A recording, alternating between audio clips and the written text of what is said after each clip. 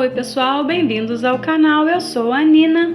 Hoje vou falar para vocês um pouquinho sobre a história do nosso goleiro Barbosa. Antes eu começava a jogar ponta direita. Ponta direita? Ponta direita. Depois, com o meu falecido cunhado, um dia faltou o goleiro e disse: você leva jeito, dá pra lá. E eu fui e deu certo. Eu achei que ali eu levava menos pontapé do que eu jogando na frente. Porque é raro alguém já começar direto no gol, né? Todo mundo começa jogando no ataque. É porque o sujeito, às vezes, nós naquele tempo, então, o sujeito dizia, o ruim ou vai pro gol, ou então vai pra galinha morta, que a galinha morta era a ponta esquerda. Então fica mais fácil para tirar. então eu escolhi o gol. Moacir Barbosa do Nascimento nasceu em 27 de março de 1921 em Campinas. Ainda em sua infância foi morar no bairro da Liberdade. Estudante de Química Farmacêutica, fez parte da equipe de futebol do LPB, Laboratório Paulista de Biologia, onde foi tricampeão na Associação Comercial de Esportes Atléticos. Aos 18 anos, foi contratado para a equipe profissional do Clube Atlético Ipiranga. Com muita habilidade e segurança nas defesas, chamou a atenção dos clubes paulistas. Mas a rivalidade que existia entre eles acabou levando Barbosa para o Rio de Janeiro. Eu ia para o clube de São Paulo. Então, por essa razão é que eu fui para o Rio de Janeiro. O Vasco da Gama veio e pagou aquilo que o Ipiranga queria. Será que eles ficaram com medo? Aí eu só ia fechar o gol contra o Ipiranga, né?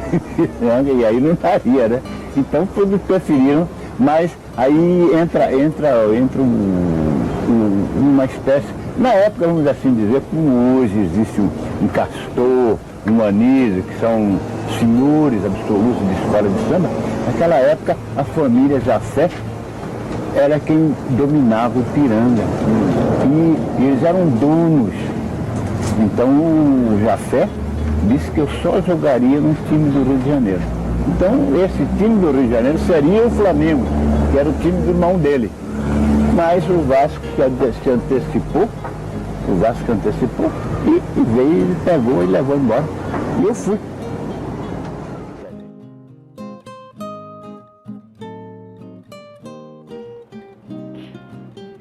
Chegou ao Vasco da Gama em 1944.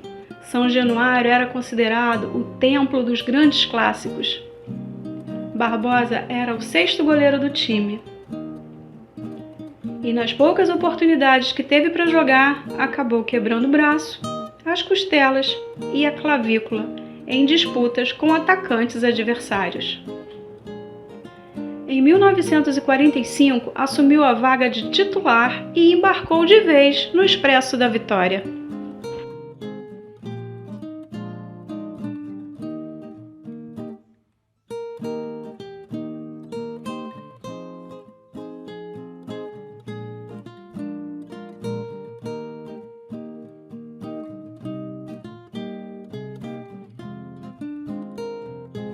Em 45 veio o primeiro título. Foi o primeiro título invicto. Invicto? Já em 45? Já em 45. O Vasco jogava com Barbosa, Augusto e Rafanel, Eli, Danilo e Jorge. Djalma, Lelé, Isaías, Jair, Chico. Era o começo do Expresso. Era o começo do Expresso da Vitória.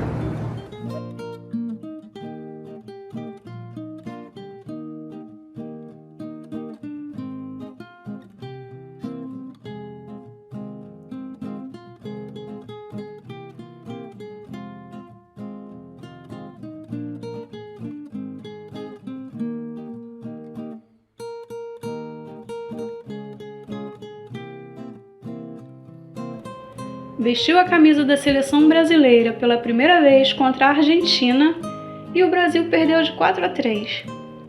Em 1949 foi convocado novamente para jogar o Campeonato Sul-Americano.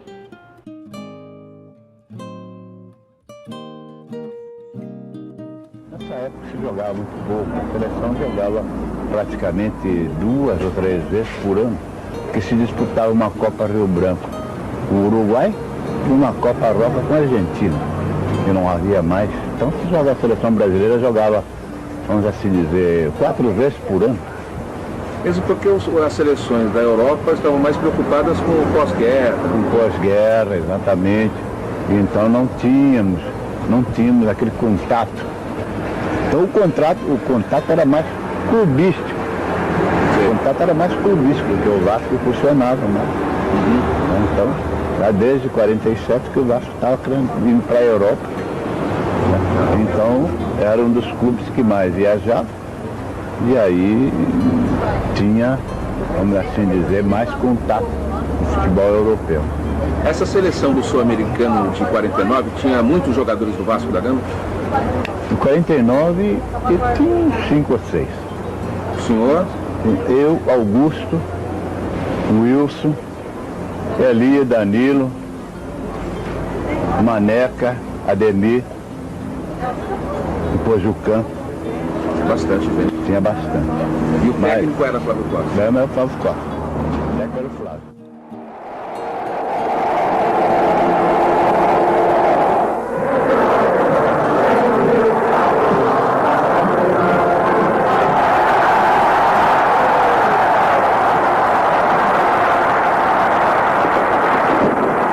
Diretamente do estádio Mendes de Moraes, irradiando a Rádio Nacional do Rio de Janeiro, Brasil, com a rede de emissoras nacionais controlada pela Agência Nacional.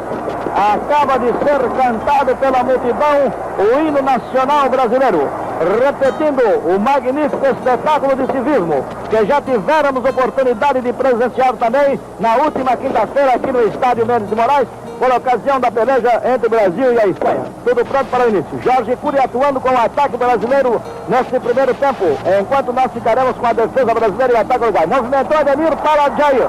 Jair atrasou para Bauer, bola na frente para Zizinho. A emoção contida na voz do locutor Antônio Cordeiro se multiplicava pelas 200 mil pessoas que estavam no estádio municipal do Maracanã. A multidão, à espera de mais um baile de bola, se entusiasmava com a seleção que encurralava o Uruguai desde o início do jogo.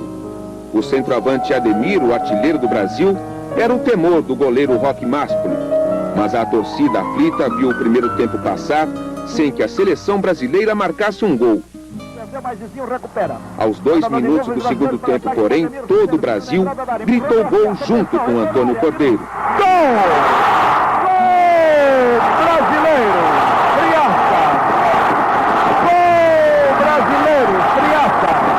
Eles estavam com medo de levar uma goleada. Isso o Dúlio Baiano me contou para mim, né, moço?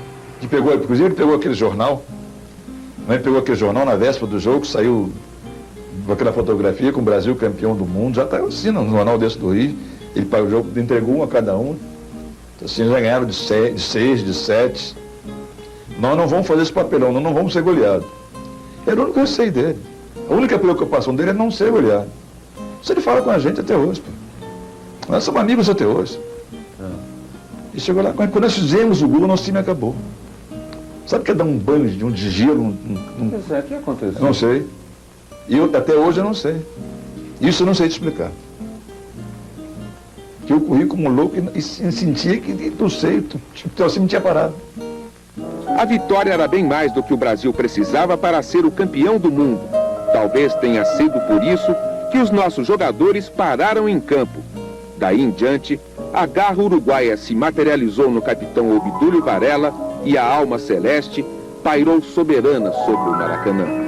Apático, o time brasileiro assistiu o Uruguai realizar por várias vezes uma jogada mortal, o lançamento para o veloz Ponta Didia. Não vamos dizer que houve falha, houve uma desatenção, porque nós deveríamos concentrar exatamente para evitar essa jogada. E não houve essa preocupação de parar essa jogada que eles faziam pela direita. Bola para aqui, tentou a boca do gol, inventou Schiaffino. Gol do Uruguai! Gol do Uruguai, Schiaffino!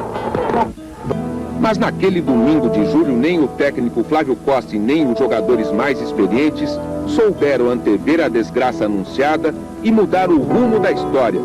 Faltavam apenas 11 minutos para o jogo terminar. El gol fue a partir de acá, de esta parte, más o menos una jugada con el compañero mío Julio Pérez. Yo fui un poco en diagonal hacia el arco Y Barbosa creyó que se abrió el arco creyendo que yo iba a ser el centro, como la jugada del primer gol fue idéntica. Entonces cuando vi que él me dejó un espacio, se abrió, entonces fue cuando tiré y ese gol entró justo contra el palo. Quando ele percebeu que alguém e que eu tinha saído também para cortar o centro, ele chutou a bola para gol para desencargo de consciência. No caso, ele foi mais esperto e tentou uma coisa impossível e que deu certo. Quer dizer, ele pensou errado e deu certo. Eu pensei certo e deu errado. Que tristeza, né, Silvano? Eu acho que talvez nunca se houve, que eu tenha como vivente, eu acho que nunca houve um silêncio maior do que aquele que eu vi. 200 e tantas mil pessoas em silêncio. Eu acho que nem se morresse um presidente não teria tido aqui. O senhor acredita que o Brasil morreu um pouco naquele domingo? Não digo que morreu, mas que sentiu que passou uma tarde fúnebre, passou. Isso não tenha dúvida, que eu senti na própria carne, conforme eu relatei aqui dos cachorros. Então essa é uma verdade. O Brasil silenciou. Silenciou mesmo. Só acordou no dia seguinte com um pesadelo. A descontos ainda, cobrou friaça. Cabeceou Jair, marcou o juiz, entretanto, o final da peleja. Terminou o jogo com a vitória do Uruguai. Uruguai, os campeões mundiais de futebol de 1950, reconquistando o título que haviam obtido em 1930 e perdido depois para a Itália. Desolação natural da torcida aqui no estádio do Maracanã. Que sentimento o senhor deixou o Maracanã naquele final de tarde? Parece que é claro que é uma frustração muito grande, né? Uma frustração muito grande de você pensar em tudo que tinha pela frente e de repente viver aquilo em 90 minutos. Quer dizer, todos os sonhos, todo aquele pensamento em que, poxa, eu vou ser campeão do mundo e tal. Quer dizer, a única coisa que faltava na carreira do jogador de futebol, quer dizer, o ápice. Então, aquilo realmente pesa na balança. Aonde eu morava, em Ramos, existia uma avenida que tinha mais ou menos 18 casas, 9 de cada lado, uma avenida. No meio tinha um jardim. Essa avenida, nesse dia, no meio da avenida, foi posto mesas com comida que os sujeito pensasse de todo tipo de comida que tivesse. Tinha ali em cima e embaixo tinha bebida. Então nesse dia, quando eu passei por ali, com o meu carro, quando eu passei por ali, eu vi uma cena que chocava, até chocou a gente, que havia tido um ventozinho assim que descobriu aquela comida toda, peru, porco e tudo. Era a comida da festa. Era a comida da festa, festejar o título. Então havia aquilo, então o vento tirou aquelas toalhas que estavam em cima e até os cachorros que estavam todos assim olhando, não se animaram a subir na mesa para comer. Quer dizer, então isso aí parece que calou fundo na gente. A gente olhar para aquilo, aquela porção de comida ali, e os cachorros olhando, não avançar. Quer dizer, dói para a gente olhar aquilo, né? Porque tudo isso aqui, quer dizer, ficou tudo aquilo ali. Ninguém comeu, ninguém bebeu, nada. E são cenas que às vezes ficam no fundo gravado na mente da gente. Né? Isso o senhor não esquece jamais? Ah, não, isso eu não esqueço jamais. A derrota e mais especialmente o gol de Didia dividiu o Brasil. Parecia que havia um país antes e que surgiu outro depois do gol. Este novo e dramático Brasil que emergiu da tragédia nasceu sob o estigma do trauma e logo elegeu um culpado. 43 anos e 7 meses separam este homem da grande tragédia brasileira. Mas ainda hoje a vida de Moacir Barbosa está ligada de forma dramática à história daquele Brasil e Uruguai. Foi por causa dessa marca que Barbosa veio morar aqui na cidade Oceã, pertinho de Santos, no litoral paulista. Ele deixou o Rio de Janeiro, onde morava há quase 50 anos, justamente no dia do jogo entre Brasil e Uruguai, pelas eliminatórias de 93. Impedido pela comissão técnica de conversar com os jogadores na concentração brasileira, Barbosa resolveu viver longe das humilhações. Hoje, Moacir Barbosa é um senhor tranquilo que passeia com calma pelas ruas da cidade Oceã. A paz parece ter voltado a morar no coração deste homem marcado, mas ela é quebrada quando as lembranças de 1950 surgem à sua frente como um pesadelo. Eu não gosto de falar, nem de comentar isso, exatamente por causa dessa razão, que é a falta de respeito ao jogador, não à pessoa humana. Ao jogador, há essa falta de respeito, porque você acha que ser vice-campeão do mundo não vale nada. Quer dizer, aqui no Brasil, agora em outros países vale. Agora aqui não vale nada. E ser vice-campeão do mundo não tem valor. Sr. Barbosa, mesmo 44 anos depois daquele Brasil-Uruguai na final da Copa 50, o senhor ainda é marcado assim por quem vê o senhor?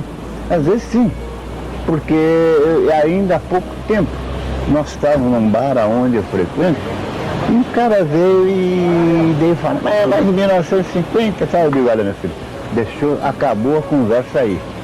Porque eu falei para ele, eu me reportei a ele o seguinte, eu digo, olha, as leis de condenação aqui no país, quanto é? A maior condenação, quanto é? É 30 anos, né?